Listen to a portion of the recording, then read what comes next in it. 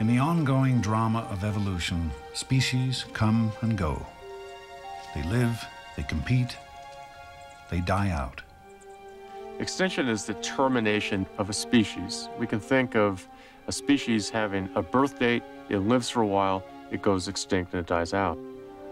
95 to 99% of all species that have ever been on the planet have gone extinct. On average, a species dies out after 4 million years of existence. It could take less time, it could take much more. But it's all part of the normal process of extinction. Always there, always happening. Conditions change. A new predator arises. Perhaps the climate changes. Perhaps a mountain range suddenly appears geologically. Through those processes, this particular species is no longer able to live. It dies out. The extinction of species that can't adapt or compete creates opportunities for new species, new forms of life, in an endless cycle. So evolution and extinction are in balance. But what happens when a planet-wide catastrophe kills off many species in a great mass extinction?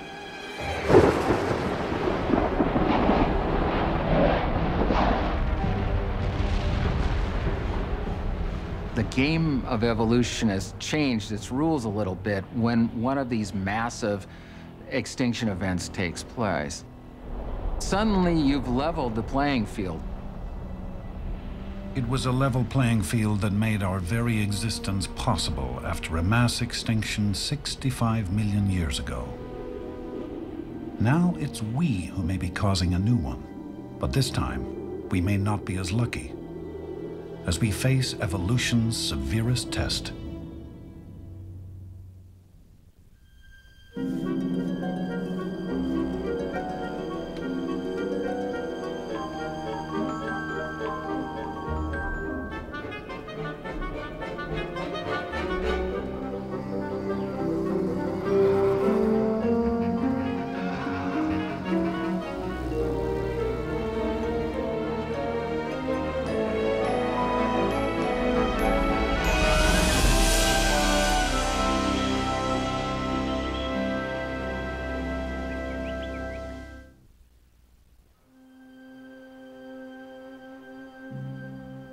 Five times in the past 500 million years, a mass extinction wiped out most of the species alive at the time.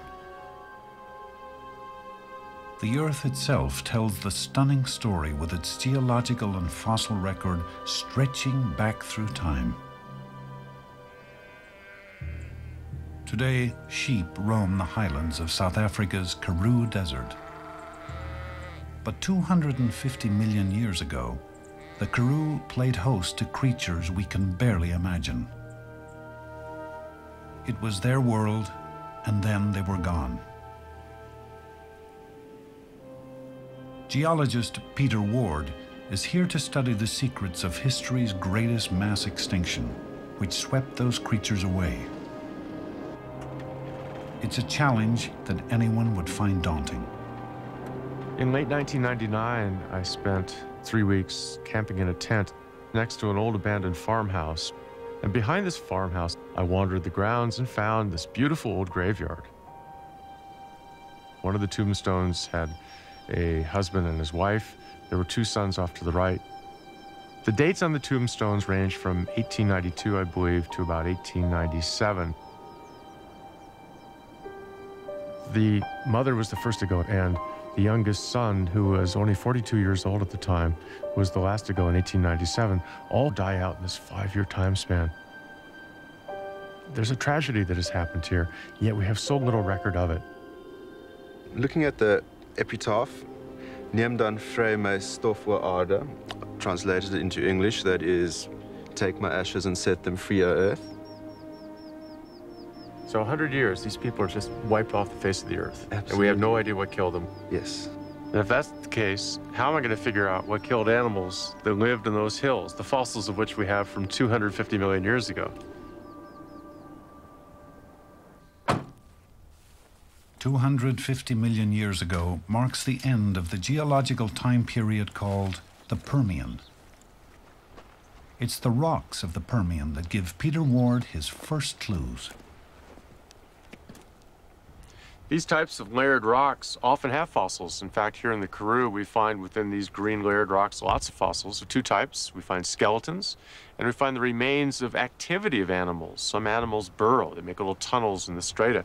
As a matter of fact, there's probably one sitting right back here. This is either a bone or a burrow.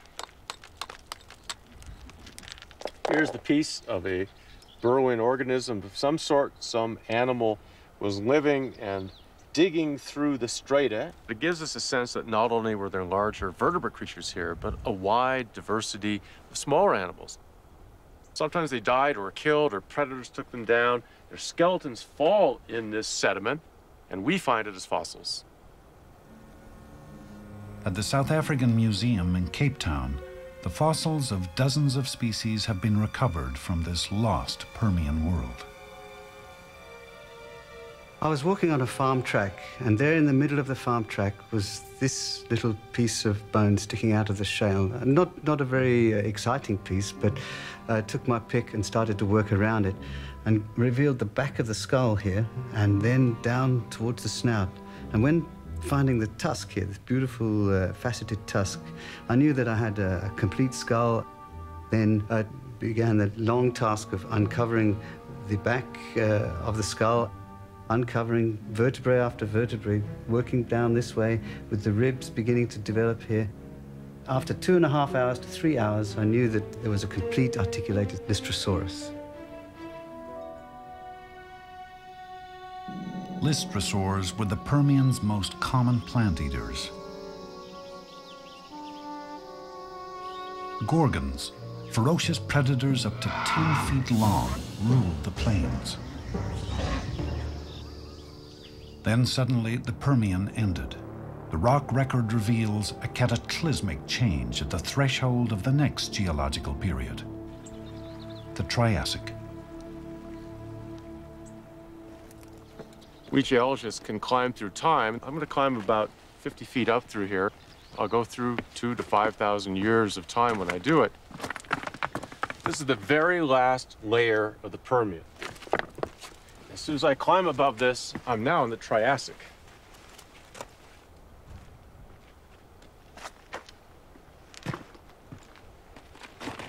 We're sitting in the very bottom beds of the Triassic. In these beds, we have no fossils whatsoever. All the Permian creatures that we saw right down there have disappeared entirely. A few of them we know survived because 1 or 2 species will be found a little higher up. But in these beds, we found nothing. Not only are there no fossils, there aren't any of the burrows or the tunnels or the traces of animal activity. We see instead layers of rock that could only have formed in the absence of animal life. So catastrophic was that mass extinction that even the small creatures have died out. It's not just the mighty, it's the meek. This place is dead. What could destroy so much? What could turn day into a seemingly endless night? It may have been a comet, as some new evidence suggests, or a combination of factors.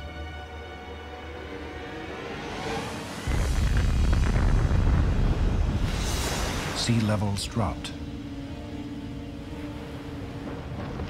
There was a dramatic rise in global temperature.